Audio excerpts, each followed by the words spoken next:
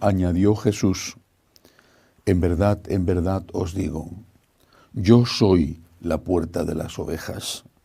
Todos los que han venido antes de mí son ladrones y bandidos, pero las ovejas no los escucharon. Yo soy la puerta. Quien entre por mí se salvará y podrá entrar y salir y encontrará pastos. El ladrón no entra sino para robar y matar y hacer estragos. Yo he venido para que tengan vida y la tengan abundante. Palabra del Señor. Gloria a ti, Señor Jesús. Jesús es la puerta. Y todo el que no pasa por él es un ladrón, que hace estragos, que quiere aprovecharse de las ovejas.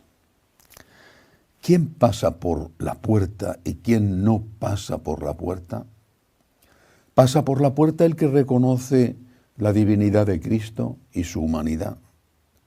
Y por lo tanto el que reconoce que el Señor es siempre el referente, la última palabra, que el Señor es el Maestro, que sus enseñanzas son definitivas. Vivimos en una época en la cual, por desgracia, tenemos que luchar para defender a Cristo y las enseñanzas de Cristo dentro de la Iglesia. Esta lucha es pesadísima, angustiosa a veces, porque es precisamente dentro de la Iglesia donde se libra la batalla. Eso la hace especialmente dolorosa. Pero debemos hacerlo. Cristo es la puerta. Nadie puede decir que Cristo está anticuado. Nadie puede decir que las enseñanzas de Cristo son unas enseñanzas de un ignorante que no conocía los avances de la sociología o de la psicología o de cualquier otra pseudociencia, porque a veces esas ciencias se manipulan y se convierten en pseudociencias. Cristo es la puerta. Y dice Jesús que el que pasa por él tiene vida, porque ha venido para eso, y tiene vida abundante, aquí en la tierra, y por supuesto, la más importante, en el cielo.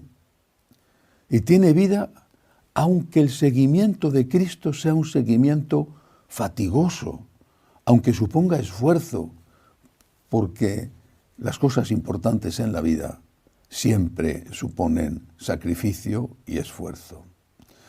¿Y qué sucede con el que no pasa por él? Yo creo que hay una estrategia del demonio que es la de hacer dulce la tentación. Si la tentación fuera antipática, amarga, poco atractiva, nadie caería en la tentación. Si cuando estamos sometidos a la tentación del tipo que sea, viéramos las consecuencias que vamos a tener después con la tentación, después de haber caído en ellas, seguramente muy pocos caerían en la tentación. La estrategia del demonio pasa por hacer la tentación muy agradable, realmente atractiva. No se te presentan nunca las consecuencias de eso. Eso es lo que está pasando con los malos pastores. Te presentan unas enseñanzas que son contrarias a las enseñanzas de Cristo, pero no te las presentan diciendo vas a ir al infierno o vas a tener una vida más difícil si haces esto. No, te las presentan diciendo Dios es misericordia. Si tú haces esto es porque Dios es misericordia. Puedes hacer lo que quieras porque Dios es misericordia. Y están utilizando la misericordia de Dios contra Dios y contra la gente a la cual le prometen esa misericordia. Están presentándose como más misericordiosos que el propio Cristo. Están presentándose como los que de verdad aman a la gente. Y muchos se lo creen, otros no. Dice Jesús, mis ovejas escuchan mi voz y no seguirán la voz de los malos pastores. Pero muchos, quizá porque no tienen formación o porque no han tenido una experiencia de Dios, muchos escuchan a estos malos pastores que los llevan a la perdición y que les seducen con palabras que son agradables de escuchar. Puedes hacer lo que quieras, no te preocupes, Dios te ama. El infierno no existe, o si existe está vacío, todo el mundo va al cielo, no pasa nada. Me contaban el otro día que un famoso sacerdote en un país latino había dicho durante la Semana Santa que el domingo de Pascua podía ir a comulgar todo el mundo, estuviera en las condiciones en que estuviera, porque era el día de la resurrección de Cristo, y ese día todo el mundo podía ir a recibir la Sagrada Comunión sin confesarse, en cualquier estado en que estuviera. Este es un sencillo ejemplo, es uno más. Y seguramente este sacerdote piensa que está haciendo lo mejor para el pueblo y que eso es una expresión de la misericordia de Cristo. Pero no está enseñando a la gente que no se puede ir a comulgar en pecado mortal, porque eso es ofender al Señor y hacerse daño a sí mismo. El que come y bebe el cuerpo y la sangre de Cristo sin estar preparado, come y bebe su propia condenación. Por eso, lo mismo que decimos que Cristo es el buen pastor y que solo Él es el buen pastor y que solo Él tiene palabras de vida eterna y que sus palabras no pasarán nunca, tenemos que reconocer que hay muchos malos pastores y que esos malos pastores actúan como lobos con piel de oveja. Dios les juzgará porque lo que haya en su conciencia es un asunto entre Dios y ellos.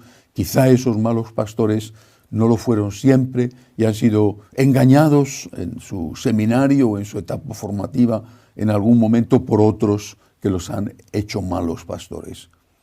Pero el daño es inmenso.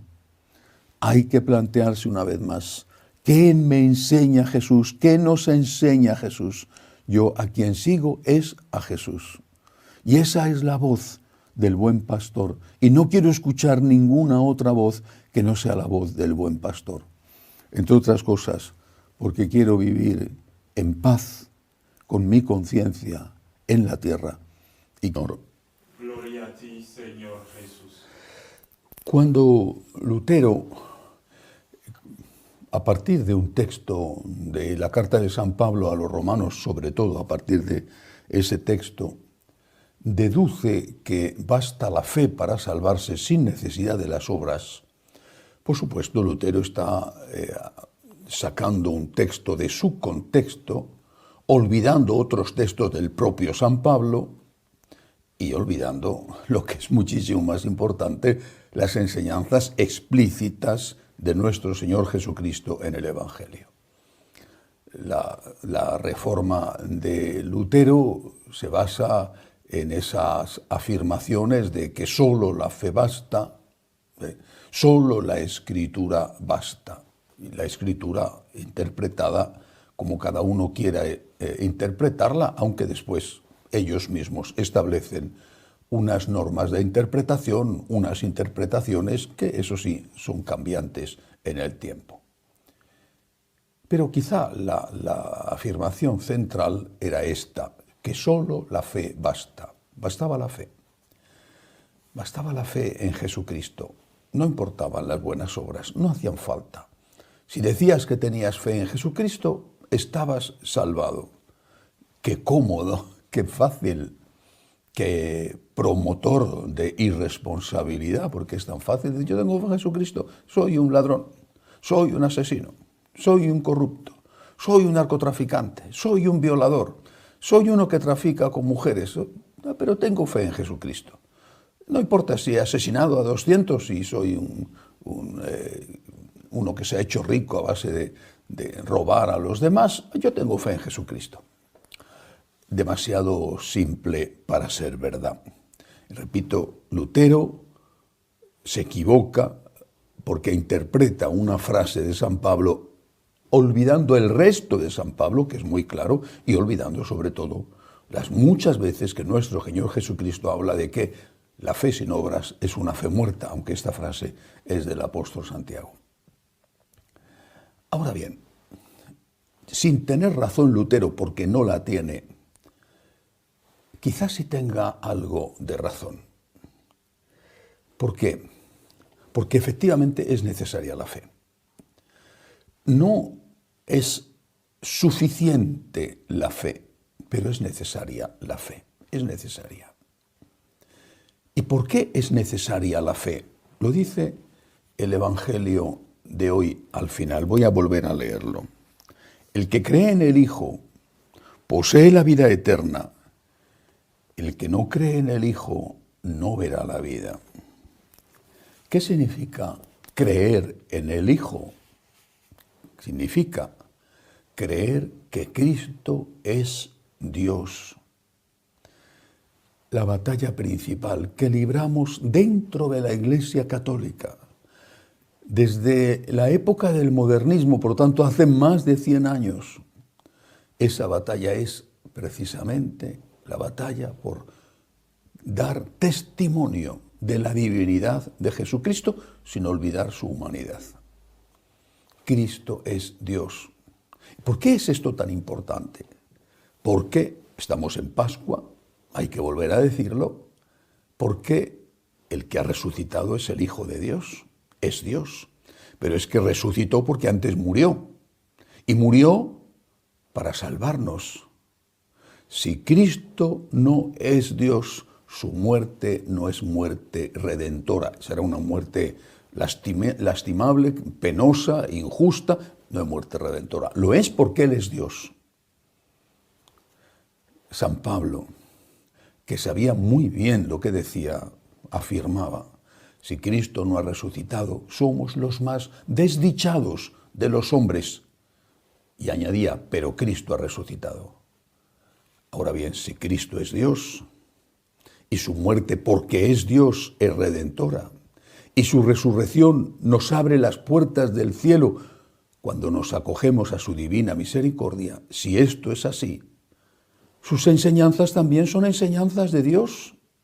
Y si yo niego que sus enseñanzas son enseñanzas de Dios, si yo niego que la palabra de Cristo es palabra de Dios, si yo niego esto, estoy negando la divinidad de Jesús.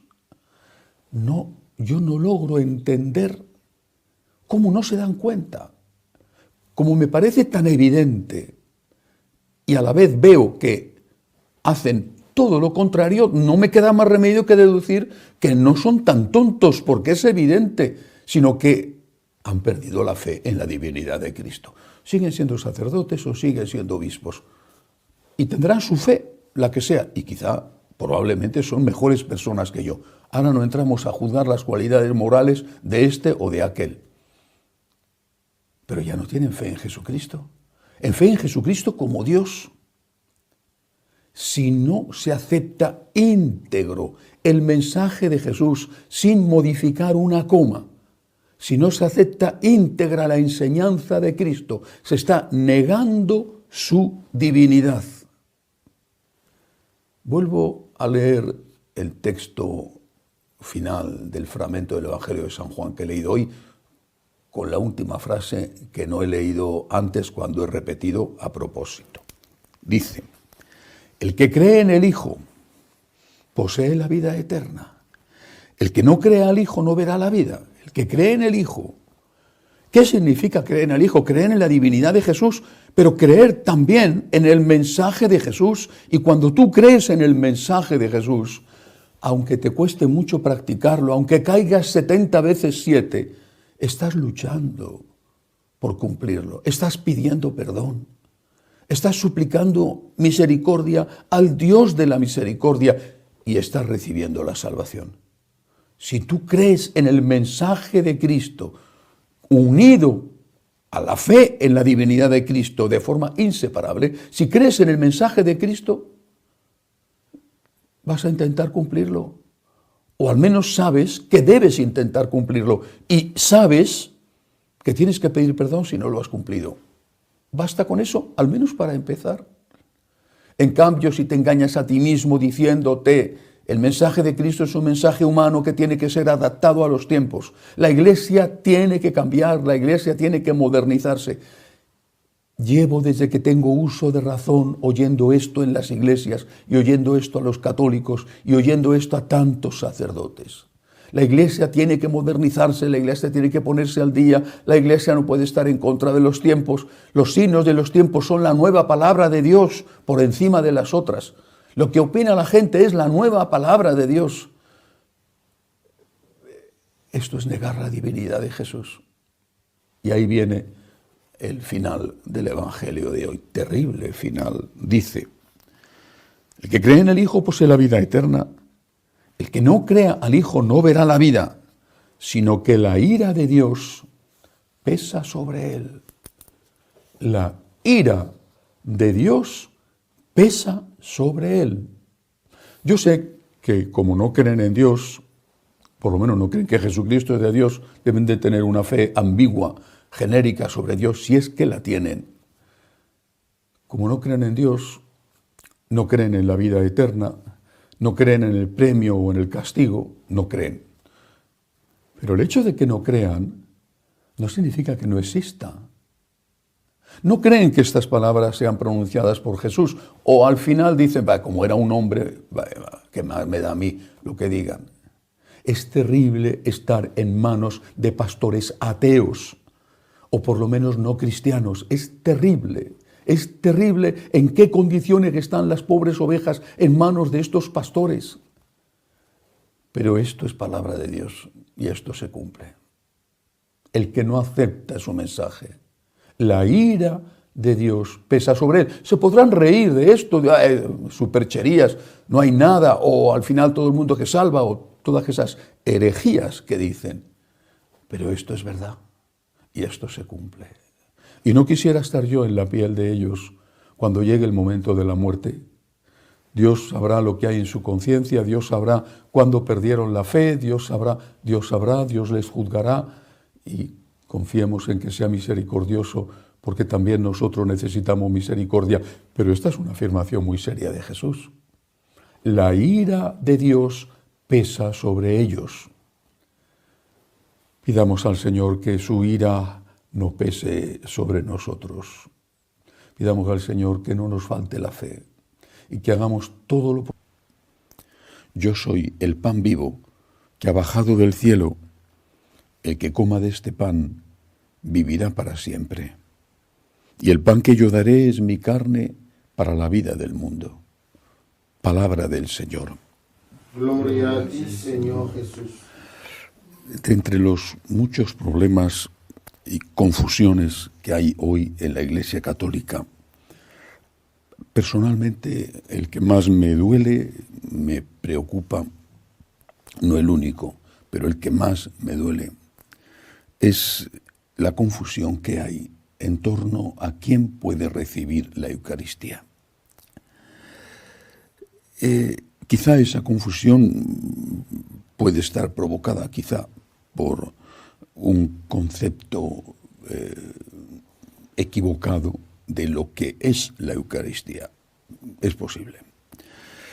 Y quizá ese concepto equivocado puede venir del uso de las palabras que utiliza el propio Cristo. En este Evangelio de hoy, por ejemplo, el Señor habla de la Eucaristía, habla de Él, yo soy, dice, habla de Él comparándolo con el pan. Yo soy el pan vivo que baja del cielo. El que coma de este pan no morirá para siempre, el pan. Y esto se puede prestar a confusión porque el pan es una cosa. El pan, un bistec, o agua, o vino, son cosas. Son alimentos, bebidas, que están a nuestro servicio para darnos energía, fuerza, capacidad para seguir trabajando. Son cosas. Las cosas no tienen sentimientos, no tienen derechos, las cosas, no hay nada, está ahí para que yo la utilice con el fin por el cual han sido creadas. Pero Jesús en la Eucaristía no es una cosa. Es verdad que Él utiliza el símbolo del pan para darnos a entender de que es nuestro alimento, nuestra fuerza, y que ya es el vínculo con la vida eterna. El que coma de este pan no morirá para siempre. Pero no es una cosa, es una persona. Jesús en la Eucaristía es Jesús. La presencia real de Cristo en la Eucaristía significa que ahí está Jesús, cuerpo y alma, humanidad y divinidad. Es Cristo, es alguien, no es algo. Es una persona, no una cosa. Insisto, el hecho de que Él utilice el símbolo del pan no significa que sea algo. De lo contrario no diría, yo soy el pan de vida. Él, persona, Cristo, presencia real, se hace pan para nuestro alimento, para nuestra fuerza, para nuestro consuelo, sin dejar de ser Él, persona. El 6 de junio del año 2021, en la homilía, el día del Corpus Christi en Roma, el Santo Padre, el Papa Francisco, dijo que la Eucaristía era el pan para los pecadores y no la recompensa para los santos. Pan para pecadores y no recompensa para los santos. Esta frase del Papa ha sido interpretada por muchos sacerdotes, por muchísimos sacerdotes, en un sentido que a mí me parece totalmente equivocado y que, repito, me preocupa y me duele enormemente. No digo que esa fuera la intención del Papa cuando dice esa frase, digo que ha sido interpretada en un sentido equivocado y desde mi punto de vista herético. Insisto, no que el Papa quisiera decir eso, yo no soy su intérprete, por lo tanto no sé lo que quería decir, pero sí sé cómo ha sido interpretado. Pan para pecadores y no premio para santos. La interpretación que han dado muchísimos sacerdotes es la de que, como es pan para pecadores, pueden comulgar también los que están en pecado mortal. Pero si eso se interpreta así, significaría que como no es premio para santos, justamente los que no podrían comulgar serían los santos. O sea, una interpretación en ese sentido significaría que pueden comulgar los que están en pecado mortal, pero no pueden comulgar los que están en gracia porque sería un premio para santos. Y la Eucaristía no es premio para santos. Por lo tanto, los que no pueden comulgar son los que están en gracia y los que sí pueden comulgar son los que están en pecado mortal. Es simplemente absurdo. Creo que la confusión, no entro sinceramente a distinguir cuáles son las intenciones de los confundidos, pero creo que la confusión está en no saber distinguir la diferencia que hay entre ser y estar. La Eucaristía es efectivamente pan para pecadores. Es decir, es pan para los que somos pecadores. Porque todos, excepto nuestra Madre Santísima, todos somos pecadores, todos. Todos empezamos la Santa Misa diciendo, yo confieso ante Dios Todopoderoso que he pecado mucho. Todos decimos, Señor, ten piedad, todos, todos. Pero una cosa es ser pecador y otra cosa es estar en pecado. Son cosas distintas. Ser no es lo mismo que estar.